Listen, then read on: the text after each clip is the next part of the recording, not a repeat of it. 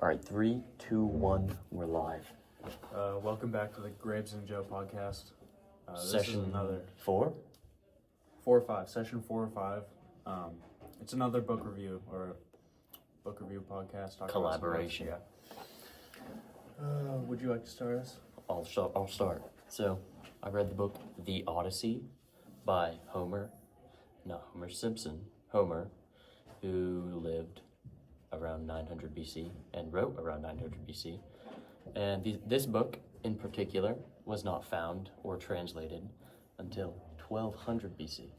And so 300 years since the Trojan War till this book was actually published. So were things lost? We don't know, but we think we've got the whole story here. And this book begins by telling us that, so actually, let me start over. The Iliad is the preview to this book, and the Iliad is a book about a 10 years war called the Trojan War, right? And so after the Trojan War, Odysseus has to go back home, and that takes him 10 years. And his wife, this whole time, Penelope, has been waiting for him, not marrying another man. So he goes off to war, fights the war, so that's 10 years. And then all these challenges he goes through take another 10 years. And she doesn't marry another man, and she waits for Odysseus to get home. And when he finally gets home, they get married and all that. And of course, he went through some challenges just to spice things up. Right. But the main point of the book was to address the fact that there are still good people out there, and that moral people are not lost, and that they prevail. They don't lose in the long run to evil people. And yeah, so That's cool. Yeah. My book was James, which is, it's like a rendition of Huck Finn, just told through Jim's perspective, the slave. And the book kind of starts off the same setting, obviously narrated through Jim's speaking. And the main part that I picked up just when it was back at the house of his original master, where he still has his family, and the kid Huck Finn lives close. The one thing that I found really interesting was his narration would flip from, the dialogue, how he would talk would flip. When he was talking to, his master, he would act very stupid and, dumbed down, not illiterate, but he could comprehend, but his English was not good at all. And then speaking to his children, it was completely different. And, he was pretty... he was actually very smart, and then recited poetry, and his kids were as well. And so it was more teaching his kids how to talk how a black person should at that time, more than just conversation, which I thought was an interesting take, and a pretty good one actually. which is maybe why a lot of the white people during those days gave black people the overgeneralization of being illiterate and Right, dumb. yeah, they're stereotyped as being that way, but also they could have been intentionally acting that way just because it was threatening for white people if their slaves were smarter than them, and that was, but basically Jim finds out that, James, he found out that he was going to get sold and separated from his family, so his route was to run off. And not long after this, he finds out that Huck Finn also ran off because he was mixed up in some bad stuff. Well, yeah, he was everyone thought he was dead pretty much. There was some pigs involved. And then they just kind of go through the same series. If you've read Huck Finn, a lot of the key events happen, but it's all told through Jim's perspective, and I think it was a pretty good take on the book overall.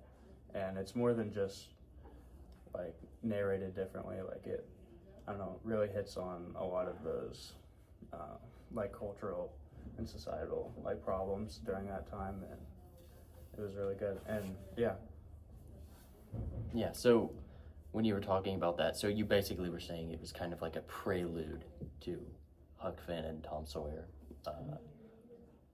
So it was kind of the backstory on Jim, right? Right. Well, yes, and then a lot of the same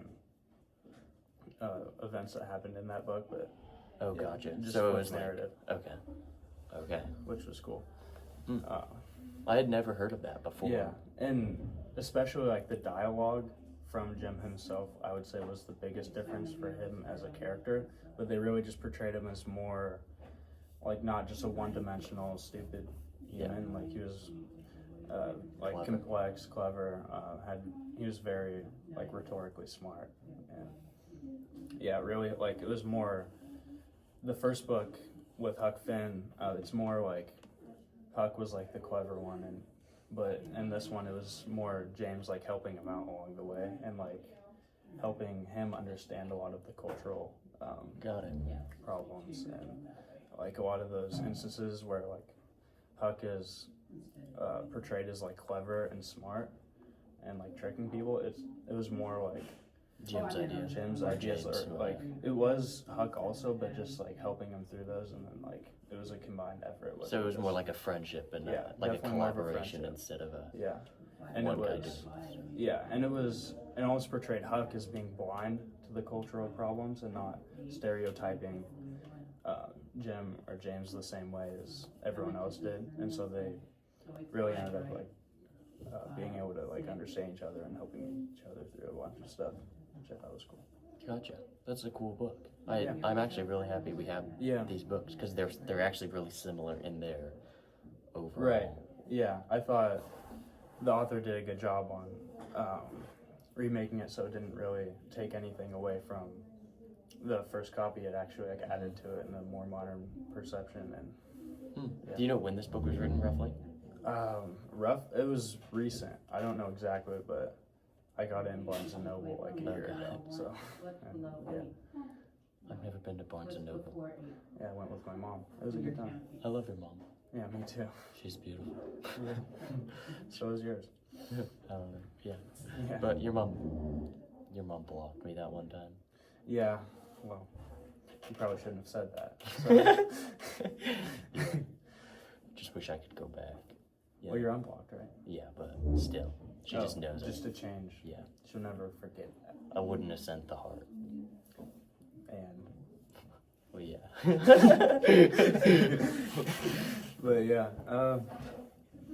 I was really happy with. Actually, I bought this book a little while ago and then ended up reading it recently. So, yeah. Nice. The big correlation I saw between our two books was just that people want the good guy to win, right? So Yeah. in the Iliad, the good guy doesn't win. That's just like war, and war. Nobody really wins in war, right? And so, in your book, Jim was ignored in the first two books a little bit because Right. they were, I don't know, just they wanted to focus It's in just on that time. yeah. And so when Jim gets recognized for how like clever and cool he was in a new book, and then Yeah. Odysseus gets recognized and Penelope, his wife, Mhm. who's really the Morally the good, hero yeah. here. Yeah, Yeah. they are the good guys win in both Yeah. books in that. Yeah, because like how accomplished would Odysseus feel if he does all of that and then comes back? And he's got to his wife as his like, wife married to another man. Like he doesn't have his family, you know. yeah, which would suck. And also, That's kind of a theme in this book too. Is Jim is really fighting. He talks about fighting for rights for Black people, but not only that, he's fighting for his family primarily. I think that's his primary focus. Yeah. He's like kind of learned to cope with that more than fight for it. But then he knows how to stand up for himself, his own rights, and Yeah. his family. That was a big thing. that's really cool. And Yeah. again with my book, I think that Odysseus, although Penelope's the one who's actually staying with, it's like staying alone, not marrying or sleeping with other guys. I think that Odysseus is still a trooper for trying to get back, having the faith that his wife is not gonna marry another man. Like Yeah. for all she knows, Odysseus could be dead. Mm-hmm. Like, would Yeah. she have? If it took him another 20 years, would she have married again? Right. That's for the author to decide. Yeah. Yeah. This is definitely an extreme example of it, but Mhm. I think it's kind of that was more normal for the times, not Mhm. necessarily that amount of time, but just Yeah. having, and Loyalty it's kind of was sad. much. It's kind of sad Yeah. that we shifted away from it. Yeah. You know? But Yeah, the world we live in today is very complicated now. it is, and When one thing happens, that automatically means this, right? right, And I don't know. I think everybody's got problems, and Right. when you take that into account, the world would be a lot more forgiving if we would all Yeah. consider that everybody's got problems. yeah, and I right? think that's one of the main problems with today is we do not have a forgiving world. No, and not There's at not a all. whole lot of love, but Yeah, stinky, but yeah, that's why we're here. We can change that, right? that's right. And we'll have to do our best. But these books, reading these books are a good way to learn how to do that, right? Right, yeah, and just having kind of more of an open perspective about just Mhm. people. Yeah. Yeah. Being open-minded is never. Yeah. I guess sometimes it's bad if someone's telling you a wrong thing and you believe Right. it right. Yeah. But Gullible. Yeah. I feel like open-minded and gullible is. Yeah, that's but true. Yeah, for sure. listening to anything is okay. Yeah, Believing anything is not. yeah. It's good to have just a mind of like I'm gonna take in information from whoever, but I'm gonna do my own work to Mhm. validate it or not. Like I want to have my own beliefs and then, Yeah. but still not be closed off. Yeah. That actually kind of reminds me of a quote that Martin Luther said. Not Martin Luther King Jr., Martin Oh, Luther, yeah. Yeah. the reformist Mhm. during the 15, I think he 1516. nailed it. The 1516 is when he nailed his 95 Theses on the church door, so I know it was Mhm. sometime around then. But, and I guess he was talking more about thoughts, but he said you can't control the birds from flying above your heads, which I think he meant like thoughts by that. Yeah.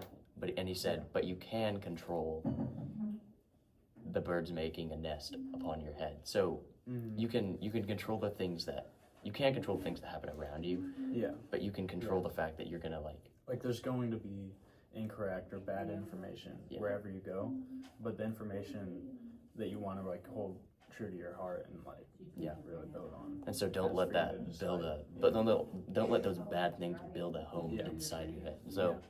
And a lot of people are built with, like continuing on that metaphor, like a lot of people are born into circumstances where they're surrounded by Yeah. mostly bad. and so that's already almost Yeah. it's like a presupposition of living inside them, and they've got Yeah. to spend years getting that out, Yeah. and that can be difficult. Yeah, for sure. Yeah. It's sad to just hear stories or see like that snowball. But Yeah. And I it's hard for me to see that because I don't really. right, like where we're at, that's not extremely prevalent, but you can see that happens everywhere. Yeah. You know? And I don't really know what to do about it. And Yeah. I want to be able to change it. And that's Yeah. actually why I want to go to college to be a therapist. Because I Yeah. see like so many people are born in just terrible conditions. And Yeah. I'm like, how can I help them? Mhm. Like genuinely.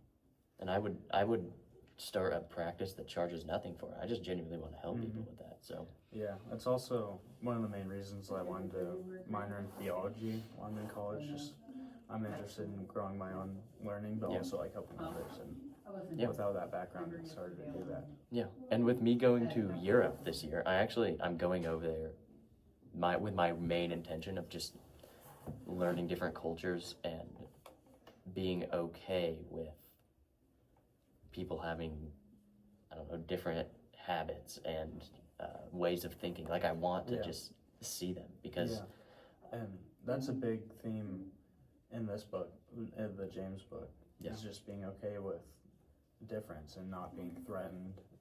You know. Yeah. Like it's okay. Like there's many different walks of life. The Earth is massive. Like, yeah, if everyone was as judgmental as they think they're justified to be, then Mhm. I mean, Yeah.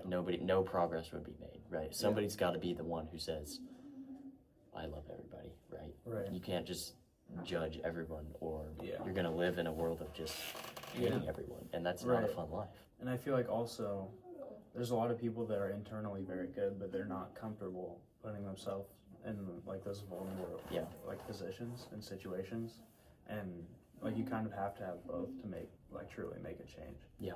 Like you have to be internally good, but also be comfortable putting yourself out there, Mhm. being vulnerable in front of people or whatever it is. You know? Yeah, and I think most of the world is internally wants to do the right thing, Yeah. right? Yeah, I think, well, I've always had that mindset, and I think that it's good to have the mindset that people are innately good and And want to do good things. But right, and we do foster care for this kid, and we'll call him Davis for yeah, privacy's sake, but he's kind of crazy. He seems like he likes to do bad things, but the joy on his face when you tell him that he's doing bad things is not half of what it is when we're praising him for doing good things. And what we've decided on, or what we've been told by professionals, is that he's just desperate for any kind of attention, whether it be negative or positive. So yeah, when we don't give children enough negative attention, they resort to, when we don't give children enough positive attention, they resort to negative attention. right. And that is when they become bad Yeah. people, right? So, Yeah, for sure. And then, well, I think one of the problems with that isn't, like, I feel like as a society, we tend to focus a lot on the parents themselves and what they should do, which is definitely, like, it's crucially important. But as, like, a preventative measure, we need to be, as a society, more cognizant of, like, when we need to be parents, when we're ready, Yeah. when we're mature enough, like, with the right people, you know? yeah, for sure. It's not just, you know. So yeah, these were good books. Good books. Thought-provoking, at least. Yeah, definitely. I love just talking about an overview of a book and then it gets us into a conversation. Yeah, especially when it's being recorded, because then it keeps Yeah, because our conversations, like, and then Mr. out of Pat the gets to gutters. see it. Yeah. Yeah. Hi, Mr. Pat. And this is going to be on YouTube, so if anybody who watches it on YouTube, hi. And I'm sorry. Alrighty, Yeah. that's all we All got. right.